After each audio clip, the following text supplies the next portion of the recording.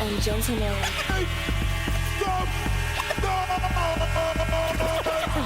Podcasting since 2005. You were listening to Gamertag Radio with your hosts Godfrey, Pete Rock, Paris, Pasta. Come on. Yeah.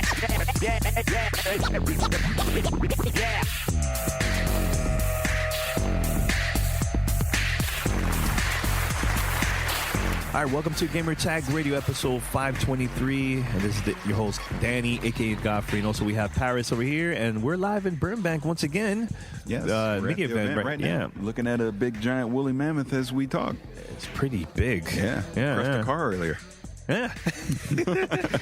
So first of all, head over to gamertagradio.com or play that listen to our past episodes, or give us a call 786-273-7GTR, or email us fanmail@gamertagradio.com.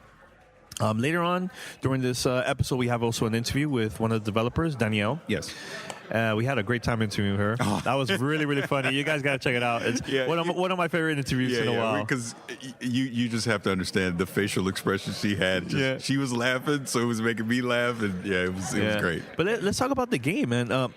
I'm going to be real. I never really played a Far Cry game. Like, I've seen videos here and there, and I know Pawson talks about it all the time because he loves the whole exploring, discovering new things and stuff like that. And I played it for the first time, and it was really, really cool, man. I had a blast, and especially the Stone Age, like the concept. And one thing that I noticed, that I was playing at the same time with Paris, and we both had different experience while playing the game. Well, that's the whole thing with the Fry Cry. Yeah, the Fry Cry, the Far Cry franchise, is it being that open world sandbox, just go explore, do whatever you want. And I mean, this being in the Stone Age is a little different than previous Far Cry games, obviously, but the same thing applies. I mean, you're just what we played was there was no story. We just dropped into the world and you just go explore, do whatever you want. So, like Danny was saying, we had completely different experiences just in the limited playtime. I mentioned this during the interview. It was pretty funny. I'm there because we had a webcam recording, and we were also recording footage of us playing the game. And I stopped for a second. I want to talk to Paris. I'm like, hey, Paris, man, this and this and that. And then randomly, like an eagle just came and attacked me. And I was like, man, I'm going to post that reaction on either Instagram or Facebook. Like, my reaction when it happened, I'm like, whoa. Yeah. It was really, really funny. And to you was something else, right? Oh, yeah. It was the crazy thing. And we talk about it in an interview, too, where, I decide, all right, I'm going to cross this river or lake or whatever it was. And I'm out in the middle of it. And all of a sudden, a crocodile just comes out of nowhere and attacks me. I had to fight him off. And then I get to shore on the other side, and these two giant rhinos come out of nowhere, and they attack me and my beast companion and wind up killing both of us. What about a mammoth? That also... did you ever ride the mammoths? No. You can ride them. I didn't know that because I was there and I attacked by mistake, and they came... Oh, don't do that because they get mad.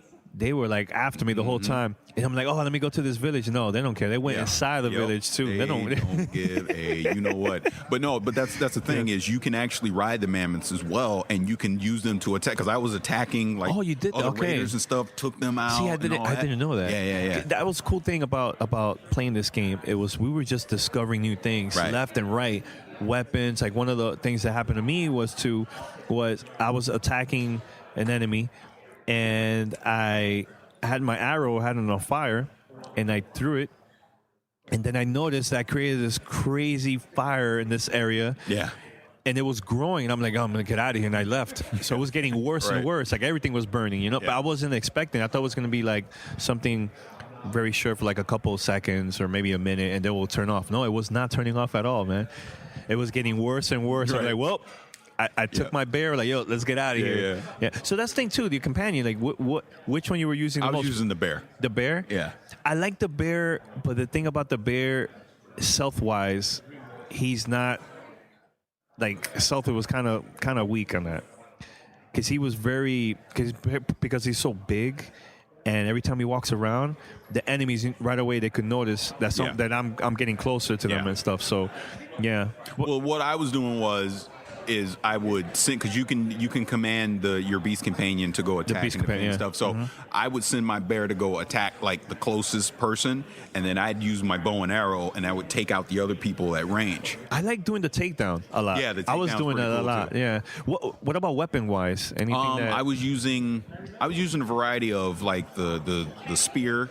I was using the bow and arrow, and I was using the club. And like you say, you take the club, set it on fire, do stuff like that. Now, another thing, too, the owl. You used that a couple times. I did. I did, to scout the area, and you can tag all the enemies that are in that area, and then you can also have the owl dive bomb on one of the enemies and take them out, too. So that's pretty cool. The best part about playing this, there was no story. Like, that's a good thing, because I want to play this game. It when you get the final game. Yeah, I want to experience the story for the first time, But this was more of like, hey, check out the world. Check out the things that you could do. Yeah. Discover camps, take over the camps, help, things like that. I love doing that. Swimming, I didn't, because every time you mention about the crocodile, I'm like, I was too scared to like swim around that area and stuff. But how many times that happened to you? Only once? Just the one time. Because then I went back again, seeing if it would happen again. No, completely. Just swim across and I was fine. Oh, yeah, interesting. What else you want to talk about the game? Anything else? I mean, just for people that are curious, I mean, graphically, it's pretty much on par with Far Cry 4. Oh, we play on the PlayStation 4, by the way. Yeah, on the PlayStation 4. I'm assuming it's using the same exact engine that Far Cry 4 was on. It's coming out late February. Yeah. On all Xbox One, PlayStation 4, PC. It got you curious? It got me really curious about the game. I'm curious now because obviously, and they even mentioned that in the briefing they gave us right before we got hands-on time. This was a quick turnaround as far as announcing it and all right, the game's out. So this is something new for Ubisoft, because I usually say Ubisoft. Yeah. But no, I mean, I like it. I definitely want to see more of it, hear more about it, and be curious to see what it's going to be like in February. What is it to you? What is it that you like about this game the most? Well, I'm really a fan of open world sandbox games, and this fits right in it. And it's not the typical, you got a bunch of different guns and all that. With it being Stone Age, you're using primitive weapons, and all the, your enemies, NPCs are dynamic. They have their own AI, and they're just going throughout the world doing their own thing. That's why even when we had the interview with Danielle, she's mentioning no two people are going to have the same experiences, because the characters in the world are just doing their own thing. So how you interact, like she mentioned the one where the person said they were talking to an NPC, and all of a sudden the NPC goes, "Ooh, look, mammoth," and then the mammoth attacks. Just stuff like that. Stuff like that. That's pretty cool. Events have that popped up a couple times to me. Yeah. Like what? What type of events happened to you? Like for me, it was like more like right somebody. At the end, I got like this quest line, which obviously I didn't get a chance to follow up on, but I just ran it. I saved some NPCs that were being attacked. I had one that he was captured. They were walking with him. He was all tied up. Yeah, I had something similar. And then I attacked him. I attacked both of the enemies. They died, and then I let him go. And he was like, "Oh, thank you for helping me out." I did. I got a quest line, but then I couldn't follow up on it because we had stopped playing. But little things like that is cool. Like, and it's easy to find the events. So you could tell if it's close by. Well, remember you saw the one that was red with these skull, and you're like, "Oh man, I don't know about this." Yeah, but it was actually a quest. Yeah, it was a quest. I didn't know that. Right. I thought it was more of, oh man, this is like a big boss or something. I don't know. But yeah, it was cool. Really, really cool. I'm excited, and very, very important too. Once you play this game, and you have headphones on, pay attention to the sound. Yeah, you hear a lot of different stuff. You would hear animals in the background. Maybe they're close by. Enemies talking to each other, and I'm there like hiding behind the scenes and stuff, and then I attack them. Easy for me to attack, so. And that's another thing. Pay attention to your mini map, because that'll show you some enemies that are in the area, whether it be human or just random beasts running around. And also, you will have to do some crafting and things like, let's say my bear, when he got killed, I needed to get a certain amount of red flowers so that I could revive them. So you'll have to look out for those kind of things too. So my bear companion died. I left him there because the mammoth like basically killed him. Yeah. And the good thing is too that you could also let's say their health is kind of weak. You could feed them. It'll help them heal. Yeah. And also I was petting them a lot. I don't know. Yeah. That's I don't know. I should have mentioned. I should have asked that question. Like, does it matter if you does it matter? Well, speaking on the beast, that was one thing that I never successfully was able to pull off was, because you can throw bait down and actually tame one of the animals. Yes. And, and make them a part of your beast companion. And I tried that a couple times. Yeah, it didn't work. They just ignore me. But then she was surprised when we said it, saying other people were pulling it off with these. So, again, this is the dynamic of the game. It's not necessarily set in stone that you're going to be able to pull these things off every time that you attempt them. Now, the second time, once the game releases and you're finally going to be playing it, what is the things that you would like to do now? Because you learned by playing this game for the first time. Well, I mean, when the game comes out in February and we start playing it, first thing I'm going to want to do. Are you going to be starting crafting more? I'm assuming that like I had the bear unlocked and things like that. That's not going to be my first thing. Is to get a bunch of beast companions as soon as possible. Mm-hmm. You know what I mean? Because those are going to be essential for you when you have to attack villages. We forgot to mention there was 3. There was the jaguar, the bear, and was it a wolf? Wolf. It was a wolf. And a wolf. Yeah. You like the wolf? I didn't use it. No, I did. See, the jaguar and the wolf, they were really good with the stealth. Yeah. Bear was more strength. And that's the other thing. When you go through the list, they all show the different attributes, speed, agility, stuff like that, so you can figure out what you would need in a particular situation. You tried crafting a lot? Because I didn't. I didn't get the chance to actually. That's what I mean. Just a little bit. Just did a little bit with some of the weapons and stuff, but I mean nothing too significant because I was. More than anything, I was just trying to see as much of the world as possible, which in our playthrough, they had it limited because I kept running into turn back, because I would see things in the distance, like a little village. I'm like, oh, let me go check that out. Yeah. And they was like, nope, can't go that far. So they wanted for this demo to keep us in a specific area. All right, so we're going to play now the interview we recorded with Danielle. And once we come back, our final words. Yeah. We'll be right back after this. Voicemail 786-2737-GTR. This time of year, we want to look our best, especially now with the holidays. A lot of events happening from now all the way to the end of the year. You're going to get together, traveling to meet family, or you can a nice little gift exchange. Why not? Try out Harry's. What makes Harry's so special? Harry's is the only shaving company that has both amazing quality plus low prices. German engineered 5-blade cartridges, close shave, no cuts or burn, quality guaranteed. Full refund if you're not happy. Factory direct prices, cut out the middleman, and they sell their blades at half the price. Over 1 million guys have already made the switch, and thousands of more switch every day. Harry doesn't like to discount because their prices are already really low. And I have a special offer for GTR listeners. Harry's will give you $5 off your first order with this exclusive promo code GTR.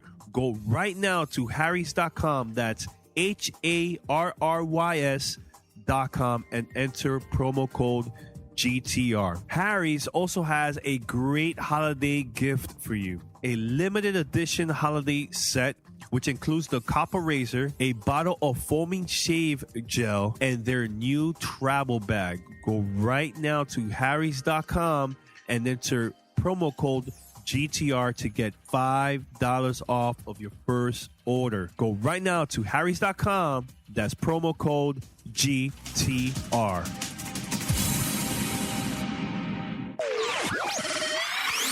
This is Gamertag Radio. Voicemail 786-2737-GTR. All right, hey, this is Paris, Gamertag Radio. I'm here at the Far Cry Primal preview event, and I have someone here to talk about the game. Can you please introduce yourself? My name is Danielle Engels, and I'm a production manager at Ubisoft Toronto. All right, so thank you for taking a few minutes to talk with us, and let's talk about Far Cry Primal. Why are we going back to the Stone Age? So we have had a few prototypes floating around for this game for some years. And when everybody kind of decided to land on the Stone Age, the team got really excited. So the Stone Age represents for us something that is kind of like the first frontier. So that's something that we know some things about, but not a lot of things about. So it gave us a great setting for the game, but we could also take a number of liberties creatively. So that's why that was something that... It's really appealing. And how big is the world? How big is it? I mean, I was like walking around a lot and discovering different locations and stuff, and I was also getting attacked by crocodiles, and and it was a lot of fun, man. So yeah, you are totally going to get raffled by things in the world, absolutely. If you played Far Cry 4, it's similar to Kirat. We have a ton of content for players to enjoy. It's a huge scope, it's a huge world, and there are a lot of things that want to eat you in it. So, yeah. Are there going to be any differences between like the daytime and nighttime? Are we going to see new enemies at night that now they're going to be not available during the day? Well, I don't want to give too much away about that, but I think chances are that if you're wandering around at night, you might find some animals that are a little more aggressive and a little more perky because they're awake and they're hunting at night. So that's definitely something to watch out for. Talk a little bit about the Beast Companions that are with you during the game. So the Beast Companion, the Beastmaster feature, is something that we are super proud of and really excited to offer the player. The Beast is ultimately supposed to be your protector and your friend and your companion through this crazy wild journey that you're on. And also, the Beast is supposed to be your ultimate weapon. So this is something that you want to take with you throughout your journeys through Oros. We are super excited. There's over 14 different predators that you can tame in the game. So if you can actually like level up your skill and craft some bait and get close enough to something without being eaten first, you can actually tame that to be your animal companion. Got a question on that. So while we were playing, I thought I had the bait crafted and everything. I ran across a few animals. It would even say, you can tame this animal. I would throw the bait on the ground. They would look at the bait and go, no, you're not taming me, and go the other way. So is this a purpose? Is this on purpose in the game to have a feature like that where not necessarily if you throw the bait at an animal, it's automatically going to go into a taming mode? It's something that you have to kind of work at to actually pull off? Well, first of all, I'm curious to know what kind of animals you're trying to tame, because it was a rare black lion. And it just looked at the bait and took off. Yeah, it said no. So then I sent my bear after him and we killed him and skinned him. So that's one of the super fun things about Far Cry, right? And about the world is that it's all open world and it's super systemic. All these animals have AI brains. They have a mind of their own, really. So in that particular moment, that lion may have decided that it wanted to eat something else, and it was just on its way, right? So it's certainly not a given that you're going to toss the meat and the animal is going to come over and eat it and be yours. And we really like that kind of variety. We really like that kind of element of surprise and randomness because it keeps you on your toes. One of the things I noticed too, that by mistake I had an arrow with fire and I threw it out, and it created this like a lot of fire all around the area too, the camp. So I was not expecting that at all. Very surprised about that. So. I have to say, since this is on audio, this has become one of my favorite interviews because you're dying laughing at us and I'm cracking up too. So I'm sorry. Continue. Yeah.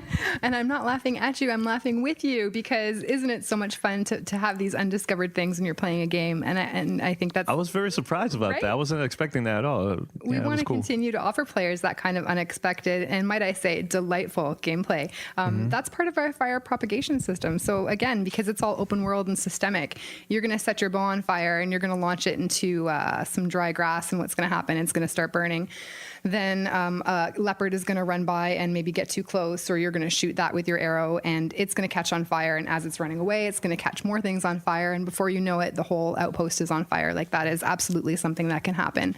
And we kind of enjoy that because as you master that skill, you can start using fire to your advantage. And it's a super important aspect of Primal.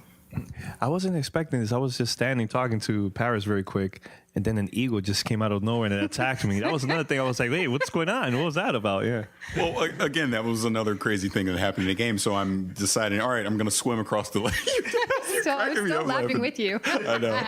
But I'm swimming across the lake, and all of a sudden this crocodile comes out of nowhere and attacks me. So I had to fight him off. And then I get to the other side with my bear, and then these two giant rhinos come out and they kill both of us, and I had to start over. So is this something that's on purpose to keep, keep it dynamic in the game.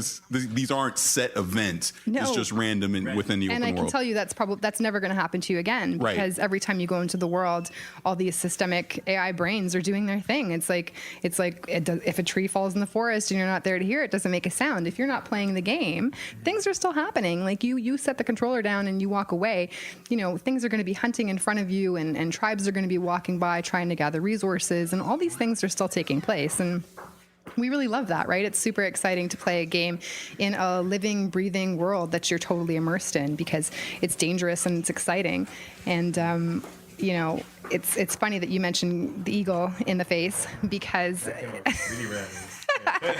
because that was something, in previous Far Cry games, you often got an eagle in the face when you were least expecting it. So part of the reason that we wanted to introduce the owl gadget is because we wanted to give the player, a tactical advantage to have an eye in the sky, but also you can launch aerial attacks. I don't know if you guys try that, but as you're flying your owl, you can actually target something and then you can attack them. So you can hit an NPC in the face as well. So that was kind of our little nod to the player to give them a bit of an opportunity to pay back all those other unfortunate eagle accidents. So one other thing I noticed with the NPC characters, like let's say I took over an area and now you freed the area and you now have these allies on your side. Can you control them player wise, like set them against certain enemies, or they're just completely dynamic and on their own track? So we're not going to super talk about the villages and the people in them just yet. We want to leave that for a little bit later. Is that okay? Yeah. Oh, that's okay. Okay. Thanks, Paris. Let's talk about the character. Can you tell us a little bit about the main character of the game?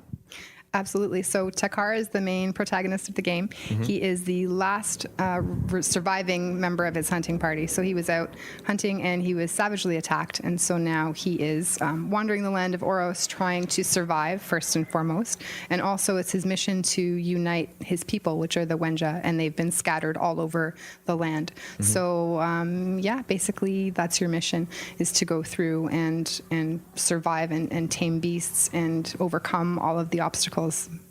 Last question. When is Far Cry Primal going to be on the store shelves? So you can pick that up on February 23rd for Xbox One and PS4. And then if you're a PC gamer, we've got that for you a little bit later in March. All right. Well, Danielle, thank you for your time. We really appreciate it. That was super fun. Yeah, I really enjoyed that. Cool. Thanks so much. This is Gamertag Radio. Voicemail 786-2737-GTR. Hey, what's up, Gamertag Radio? Patrick here. I want to take a quick sec to tell you about this sweet new clothing company I recently discovered called TipsyElves.com. Now, Tipsy Elves specializes in selling some really cool Christmas sweaters for the holidays, but I gotta say this. If you're a hardcore gamer like me and you don't own a dedicated onesie for your late-night gaming marathons, you, sir or madam, are missing out. You gotta check out Tipsy Elves' line of jumpsuits. They have them for men, they have them for women, they come in a myriad of colors and styles, but the point is this. I managed to grab one of these bad boys just when Fallout 4 was coming out, so for the past 3 weeks, I have been cruising the wasteland in style, taking out Deathclaws, taking out Super Mutants, and basically saving the free world, all while being super comfortable, incredibly warm, and looking pretty snazzy too, if I must say so myself. So if you're in the market for a gift for that special someone, or you just kind of want something cool for yourself, go check out TipsyElves.com. Anything you pick up in the store, when you go to the checkout center, enter the code GTR, and you get 20% off your entire order, and that applies to everything in the store right now. So go ahead, check it out. You might just find exactly what you're looking for the holiday season. Voicemail 786-2737-GTR. All right, so we're going to continue with our holiday gift guide. This is part 2 of our little series here, Gamertag Radio. And this week, I have Paris. Paris, what's up? Joining. Chilling, man. Chilling. Ready for the holidays? How's your holidays, man? Your holiday gifts already wrapped up? It's going to be a good year in the Lily House. Yeah, good year. That's good. All right, so the first one right now is Apple iPad Air, 128 gigs. I think that's highly recommended for those that would like to not only watch videos, but also play little games, and also can share that with your kids. I think that's a a product to recommend, right? Because, like in the Lily house, we all have iPads. Myself, my wife, and my kids. We use it, again, for media consumption. We use it for a little bit of productivity. Mm-hmm. It's a great gift. I mean, anyone that's getting an iPad under the Christmas tree this year would be very excited, in my opinion. Yeah, definitely, man. Yeah, so next up is the Astro A50 wireless headphones. A lot of people use these on their gaming consoles, on the Xbox One, the PlayStation 4, and on the PC. I use them personally. They are great gaming headsets. Yes. You can get Dolby surround sound from them. I mean, it's wireless, so you're not stuck with a cord, attached to. And it's easy to charge too. Yeah, very easy to charge via USB. Mm-hmm. Again, you get these under the Christmas tree, you're going to be excited. Now they can be a little pricey. They retail for about $299. Your mileage may vary if you think it's worth it or not, but hey, if you get it as a gift, you're going to love them. Yeah, and also Halo 5 Guardians. To me, Paris, this is my recommendation for this week. I really like Halo 5, man. I'm enjoying the multiplayer. I'm playing it, and I'm having a blast. I've been playing like with a couple of community members and friends that we know within the community and stuff.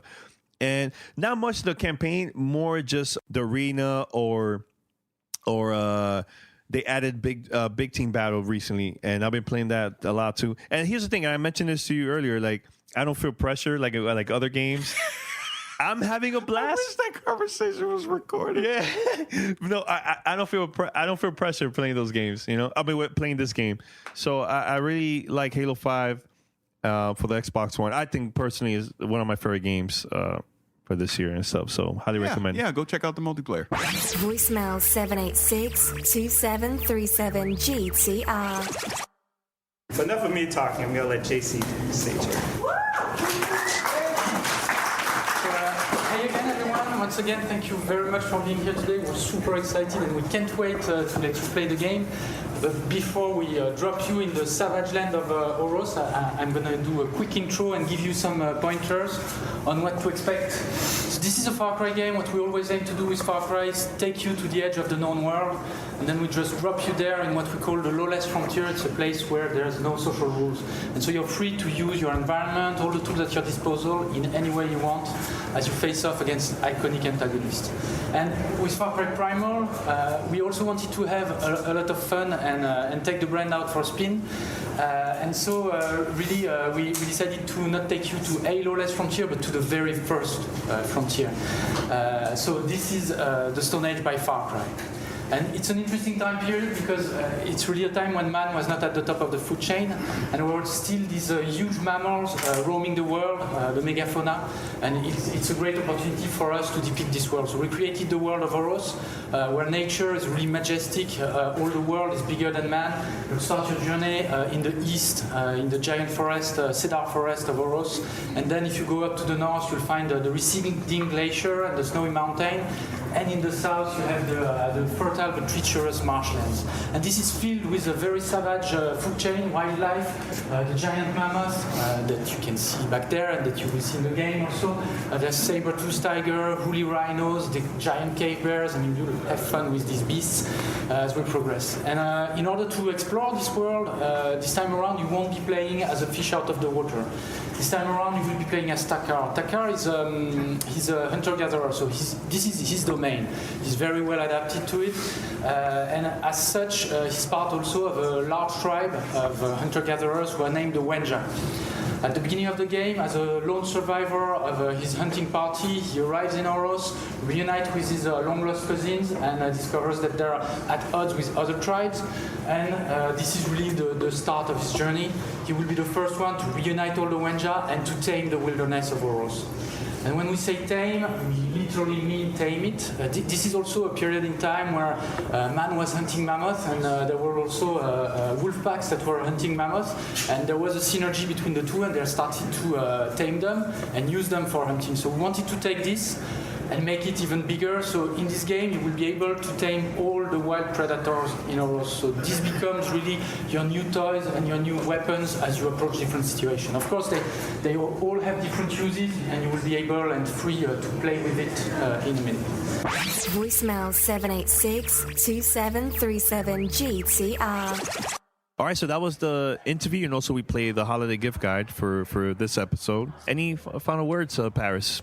I just, thank Ubisoft for bringing us out here today. It was a lot of fun. A lot of fun. For someone that never actually played a Far Cry game, I had a blast. It was a lot of fun. And I'm very curious once it comes out. And I think it's a perfect time. February is a perfect time for this game to come out. Definitely. And that's the thing with the Far Cry franchise. It's been around a long time, but it's never, just in my personal opinion, ever been truly highly regarded.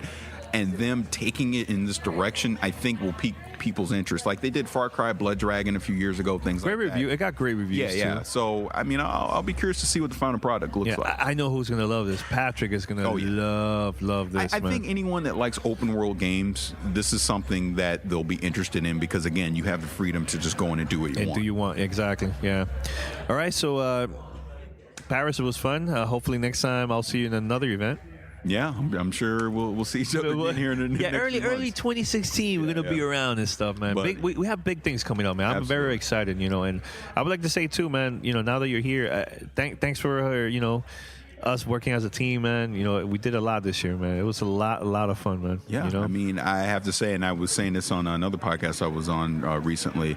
This is probably the greatest year I've had podcasting, and God, both you and I have been doing this like 10 years now. But, no breaks. Yeah. That's the crazy thing. But 2015 has definitely just been the highlight of my podcasting career. Just all the different people that we got to interact with, interview, events we got to attend, things like that. It's been a great year. And this is just the beginning. I can imagine 2016, especially a lot of games got pushed to next year. Hey, I'm just saying 2016 is going to be big. That's all I'm saying. Yeah, it's going to be big. Danny's winging like, no. Yeah, 2016 is going to be a big year, man. So, yeah, man, head over to gamertagradio.com or play.it to listen to our past episodes and share with your friends. Subscribe on Spotify, iTunes, Stitcher, TuneIn Radio. We're everywhere. Doesn't matter what type of phone. The moon. Yeah. No, it doesn't matter what type of phone you have, Android or iPhone or Windows. You can have a ColecoVision. You can still get GTR. Yeah, just put the code in the ColecoVision and find us. Yeah. Also, give us a call, 786-273-7GTR, 786-273-7GTR. Or email us, fanmail@gamertagradio.com. Patrick is going to the PlayStation Experience. Yep. So we're going to have coverage live from the event, lots of interviews. So it's going to be a pretty busy month for us, so stay tuned with that. Can I do it, Miss Cleo, for the PlayStation Experience? Yes. Miss Cleo Tinks, we're going to get some new Destiny content, and I think they're going to show us God of War 4. I think that's the big thing they're going to show. I think God of War will be perfect for E3, not PlayStation Experience. You're always such a party pooper. Anyways, until next. I got one more. This is airing after. So I was going to say the Game Awards. This comes out. Yeah, it comes out after the Game Awards. I'm not going to say because I look like an idiot. Do you want to record a Game Awards recap? I mean, feedback. Yeah, I don't know. Yeah, let's see. All right. Until next time, we're out. Peace. You're listening to Gamertag Radio. Be sure to like us on Facebook. Follow us on Twitter. Thanks for listening. Tune in next week.